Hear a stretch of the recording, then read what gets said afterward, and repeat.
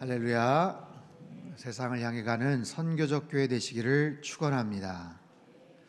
오늘 요한계시록 말씀을 통해서 함께 은혜를 나누려고 합니다. 누가 복 있는 사람인가? 요한계시록은요, 신약 성경에 나오는 유일한 예언서이죠. 수많은 상징과 또 신비로운 이야기로 가득 차 있습니다. 그런 만큼 요한계시록은 읽고 이해하기가 쉽지는 않아요. 또 그런 만큼 다양한 해석법들이 있죠.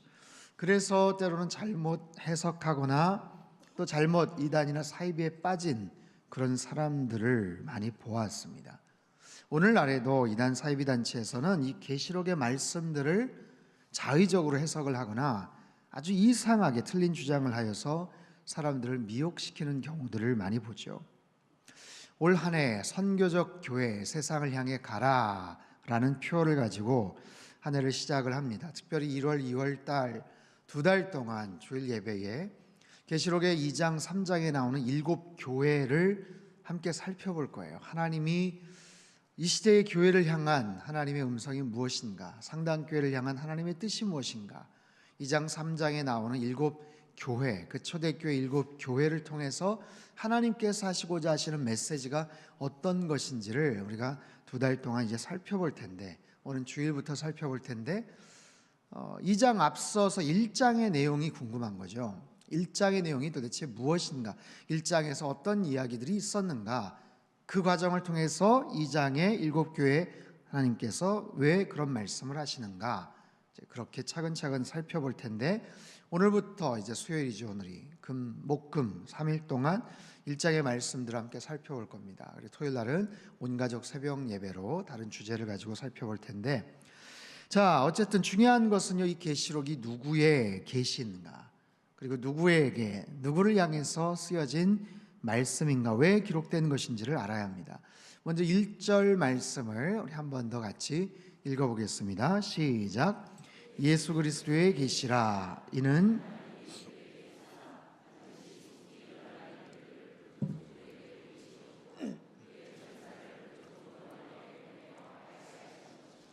자, 예수 그리스도의 계시라. 이는 하나님이 그에게 주사 반드시 속히 일어날 일들을 그 종들에게 보이시려고 요한에게 보내어 알게 하신 것이다. 예수 그리스도의 계시, 이 계시라는 단어, 아포칼리오시스라는 이 뜻은요, 본래 감추어진 것을 이제 드러냈다라는 뜻이에요.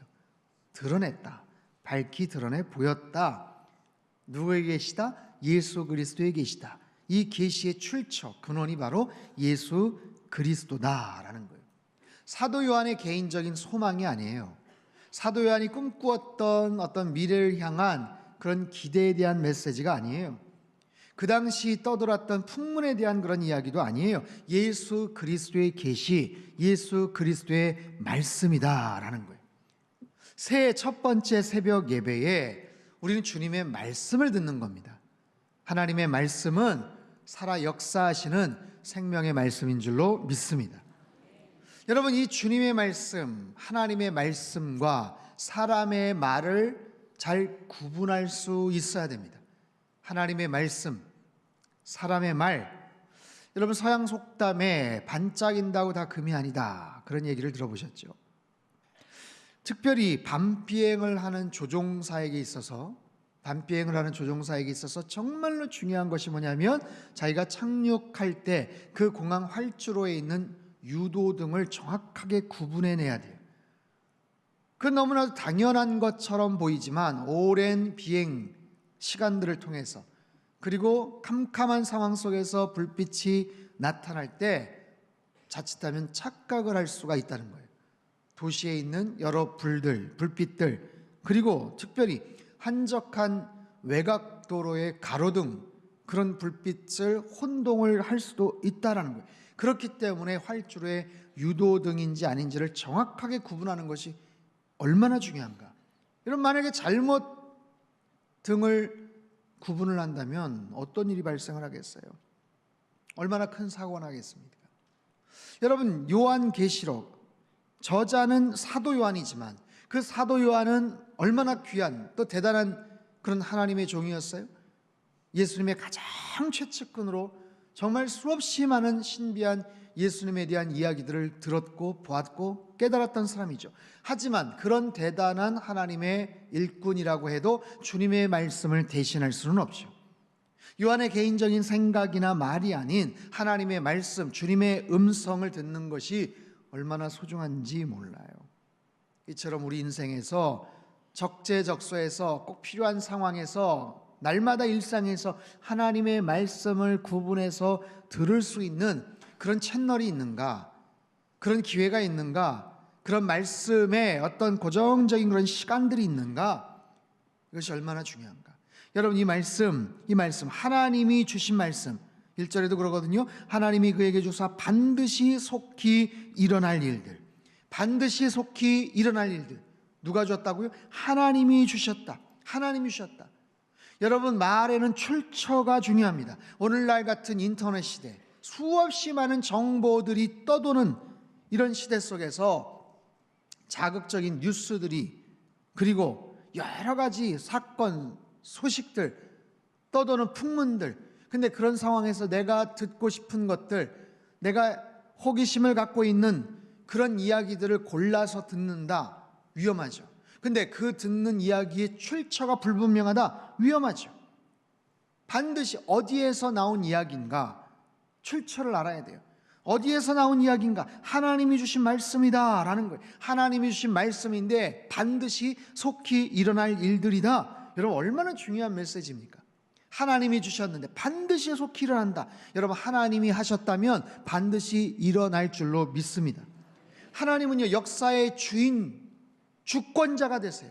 그분이 계획을 하시고 뜻을 세우시면 그것을 막아설 사람이 없는 거예요.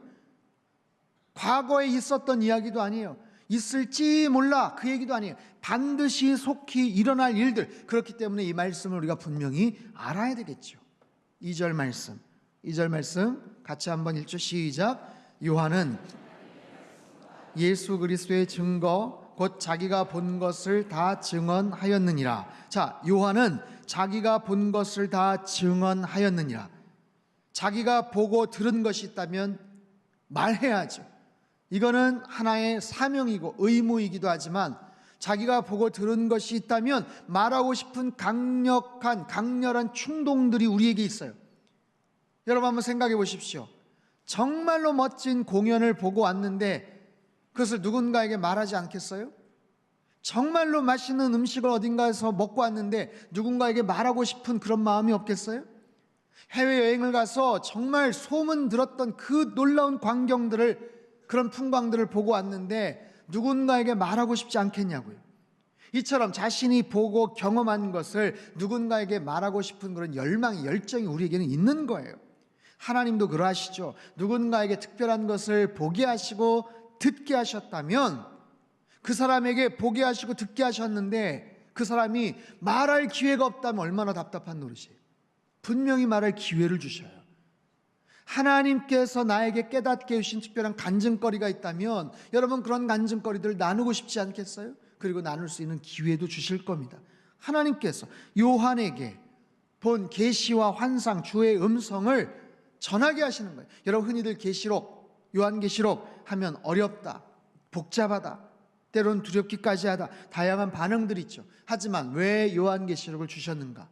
하나님께서 이 말씀을 왜 우리에게 주셨는가? 1장을 시작하면서 반드시 기억해야 될 것, 하나님께서 우리에게 이 계시록의 말씀을 주신 목적이 뭔가? 이 말씀을 들을 때 우리에게는 어떤 결과가 임하는가? 3절 말씀 같이 한번 읽겠습니다. 3절 시작. 이 듣는 자와 그 가운데 기록한 것을 지키는 자는 복이 있나니 때가 가까움이라. 아멘. 예언의 말씀을 읽는 자, 듣는 자, 지키는 자는 복이 있다. 읽고 듣고 지키는 자는 복이 있다. 하나님의 말씀을 읽고 듣고 지키면 복이 있을 줄 믿습니다. 여러분, 새해에 어떤 계획을 세우셨어요? 여러 가지 계획들, 여러 가지 소망들, 올해는 특별히 이 일들을 반드시 해야지, 다른 어떤 것 몰라도 이 부분은 꼭 해야지. 작심삼일, 내일까지 좀 잘 지키셔야 돼. 이번 주까지 잘 지키셔야 돼. 그렇게 나눠서 일주일 지키고 또 그 다음 일주일 또 지키고 또 그 다음 일주일 지키고, 어떤 일들이 새로운 습관이 되려면 최소 3주 정도는 꾸준하게 가야 그것이 습관화된다고 합니다. 정말로 지키고 싶은 것, 정말로 이루고 싶은 일이 있으면 그것을 습관화시켜버리는 것이 가장 중요해요. 습관화시키는 데 있어서 가장 중요한 것은 내 의지보다 환경입니다. 내가 어떤 마음을 먹고 각오를 하는 것도 중요하지만 사실 그것이 흐려져요. 그것을 할 수밖에 없게끔 하는 환경을 그냥 조성시켜버리는 거예요. 선포해버리는 거예요. 아니면 같이 누구랑 어디를 끊어버리는 거예요. 같이 갈 수밖에 없게끔 그런 환경을 만드는 거예요. 어찌됐든 여러분 새해 여러 가지 계획과 소망들이 있는데 묻겠습니다. 하나님 말씀에 대한 계획은 무엇입니까? 여러분 올 한 해 2019년도 더더욱 하나님의 많은 말씀들을 읽고 들으십시오. 그리고 묵상하십시오. 말씀을 묵상하는 것, 생각하고 고민하는 것. 제가 그랬죠. 한국교회 성도들이 말씀을 듣는 일에는 많이 익숙한데 그 말씀을 묵상하는 일에는 습관화되지 않은 거예요. 듣기는 많이 듣지만 그냥 듣는 동시에 그냥 패스, 통과가 돼가지고 한쪽 귀로 그냥 흘러가는 경우들이 많아요. 듣기는 많이 들어도. 근데 그 듣는 것이, 들어진 말씀이 이 안에서 머물 수 있게끔 내가 그것을 붙잡고 생각을 해야 돼요. 마음에서, 가슴에서 그것이 묵상이 되도록 그것을 붙잡아야 돼요. 근데 그냥 계속해서 듣기만 하는 거예요. 그러니까 패스해서 통과가 되는 거예요. 계속 듣기는 많이 들은 것 같은데 잘 남아있질 않는 것 같아요. 왜 그럴까? 생각을 해야 돼요. 묵상을 해야 돼요. 말씀을 많이 읽고 듣는 것 가장 기본적으로 중요하죠. 하지만 그 다음 중요한 것은 그것을 생각을 하고 묵상을 하는 것이 얼마나 중요한지 몰라요. 여러분 상당교회는 큐티하는 교회예요. 예배가 중심이 된 선교적 교회죠. 그러나 그 가장 근간은 말씀입니다. 큐티하는 거예요. 여러분 생명의 삶 1월호에 오늘 갖고 오신 분들도 많겠지만 거기를 잘 보시면 어디서 많이 들어봤던 교회가 나와요. 거기에 어떤 교회일까요? 상당교회. 청주에 있다는 청주 상당교회가 생명의 삶에 소개가 됐어요. 큐티하는 교회 넘버 1, 1번으로 청주 상당교회가 소개가 됐어요. 여러분 별로 감동이 없으신 표정인데 저는 너무 감동이 되는 거예요. 우리가 취재해달라고 부탁을 한 것도 아니에요. 제가 아는 분한테 내가 밥 한번 잘 살 테니까 취재 좀 해줘. 그런다고 거기서 그걸 취재를 합니까? 전 세계에 수만 권이 팔리는 이런 큐티 잡지, 묵상지인데 거기에 첫 번째로 큐티하는 교회로 소개가 됐어요. 굉장한 의미가 있죠. 참 영예스러운 일이기도 하지만 여러분 책임감이 있는 거예요. 와, 그런 교회로 이제는 소개가 됐고 그렇게 알려졌다면 이제 큐티 열심을 해야 되는 거예요. 열심을 해야 돼요. 새벽마다 오셔서 큐티도 하고 여러분 직장에 가셔서 하루를 시작하면서 큐티도 하고 열심히 큐티도 해야 되지만 올해부터 이제 금요 큐티 집회로 성격을 바꾸었습니다. 일주일 동안의 큐티 내용을 제가 잘 묶어서 그리고 가장 핵심적인 중요한 말씀들을 함께 나눌 거예요. 그리고 이 자리에서 같이 큐티도 할 겁니다. 다양한 모습으로 큐티 집회. 그렇게 큐티 집회를 하는 교회가 전국에 거의 없다고 저는 생각을 하는데 아무튼 그렇게 해서 더 묵상하고 큐티하는 그런 시간들, 그리고 깨달아진 것을 가지고 같이 뜨겁게 기도하는 금요 성령 집회에서 금요 큐티 집회, 더 뜨겁게 같이 큐티를 통해서 성령 충만한 그런 집회 여러분 많이 소개도 하시고 많이 나오세요. 그리고 지금까지 큐티 세미나 들으신 분이 거의 한 1,500명 가까이 되시는데 중급반, 최근에 섬김이 과정까지 다 오셔요. 그래서 아무튼 상당교회 다닌다면 그 교회 선교하는 교회, 그 교회 큐티하는 교회, 여러분 그렇게 알려지셔야 되고 여러분들이 그런 자긍심을 가지셔야 돼요.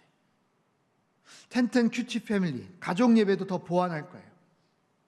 나눌 수 있게 돼야 되고 그냥 하나의 권면 캠페인처럼 이렇게 하는데 이게 지속적으로 잘 이루어지지 않을 수가 있어요. 그래서 이게 안 되겠다, 그냥 어떤 한 사람만 해야 되겠다, 여보 얘들아 이렇게 모여요, 이래가지고는 안 되겠다. 그냥 가족 구성원 전체가 거기에 정말 헌신을 해야 되겠다는 생각을 했어요.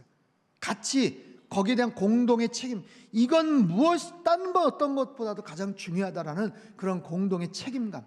그래서 가족 큐티 세미나를 제가 좀 기획을 하고 있어요. 그래서 정말 거기에 헌신하고 결단하기를 원하는 그 가족들만 모을 거예요. 신청을 받아서. 그래서 1년 동안 내가 어떻게 우리 가족 큐티 시간을 위해서 내가 헌신하겠습니다. 그리고 같이 그 시간들을 내서 어떻게 하겠습니다. 그렇게 해서 저희가 확산을 좀 시켜나가려고 합니다. 어쨌든 여러분, 좋은 것은 절대로 그냥 이루어지지 않아요. 좋은 것은요, 내가 정말 간절하게 소망하는 것은 그냥 막연하게 생각을 한다고 이루어지는 것이 아니에요. 그렇게 만들어갈 수 있는 영적 습관이 중요해요. 습관. 여러분, 말씀을 묵상하고 말씀을 읽는 것이 우리의 좋은 영적 습관이 되실 수 있기를 축원합니다. 그냥 생각나면, 필요하면 이거 해야 되는데 이래가지고 하는 것이 아니라 정말 그것이 하나의 일상의 습관으로 만드는 것, 얼마나 중요합니까? 이 말씀은 우리의 생명이에요. 생명의 말씀, 진리의 말씀, 우리의 삶의 방향을 제시하는 그런 하나님의 귀한 말씀, 영적인 내비게이션과 같은 그런 말씀. 가끔 모르는 길을 찾아갈 때 내비게이션을 켜죠. 차에 있는 내비게이션이 엉뚱하게 방향을 인도할 때가 있어요. 업데이트가 안 되거나 그럴 때, 정말 급한데 꼭 그 시간에 가야 되는데 믿었던 내비게이션이 배신을 하는 거예요. 배신을. 그런 경우도 얼마나 황당합니까? 마치 그런 것처럼 더욱더 명확하게 지속적으로 이 말씀에 대한 훈련, 그래서 이 말씀을 통해서 내 삶에 온전하게 한 해를 시작할 수 있는, 신뢰할 수 있는 그런 훈련들. 여러분, 송구영신 예배 때 말씀 카드 하나씩 다 받으셨죠? 다 받으셨어요? 어디다 두셨어요? 그냥 집에 두셨어요? 그냥? 어디 있는지 몰라요? 열심히 받기는 받았는데, 여러분, 그 신년에 송구영신 예배 때 그 말씀 카드 뽑고 이거에 대해서 그 부정적인 그런 이야기들도 있어요. 사실 그 교회에서 그렇게 하면 안 된다, 무슨 뭐 신년 운세를 보는 것도 아니고 뭐 그러면 안 된다, 뭘 뽑냐, 뭐 자의적으로 해서, 그런 부정적인 이야기도 있지만 그 말씀을 우리가 어떻게 대하느냐에 따라서 그건 다른 거예요. 여러분, 사실 이렇게 뽑혀진 이 말씀 하나만이겠어요? 성경 66권이 다 나를 향하신 하나님의 음성이고 하나님의 말씀이겠죠. 하지만 그 중에서 내가 어떤 마음을 가지고 어떤 믿음을 가지고 이 말씀을 받아들이느냐, 거기에 따라 다른 거예요. 저희 둘째는 정말 기도하는 마음으로 봤어요. 너무 떨리는 마음. 올해 이제 고3이 되기 때문에 하나님 정말 한 해를 붙잡고 나갈 수 있는 좋은 말씀, 지혜를 주신 말씀 주십시오. 딱 뽑았는데 열왕기상 3장 12절, 내가 내 말대로 하여 내게 지혜롭고 총명한 마음을 주노니, 여기에 얘가 그냥 감동을 했어요. 내 앞에도 너와 같은 자가 없었거니와 내 뒤에 너와 같은 자가 일어날 림이 없으려. 감동을 해요.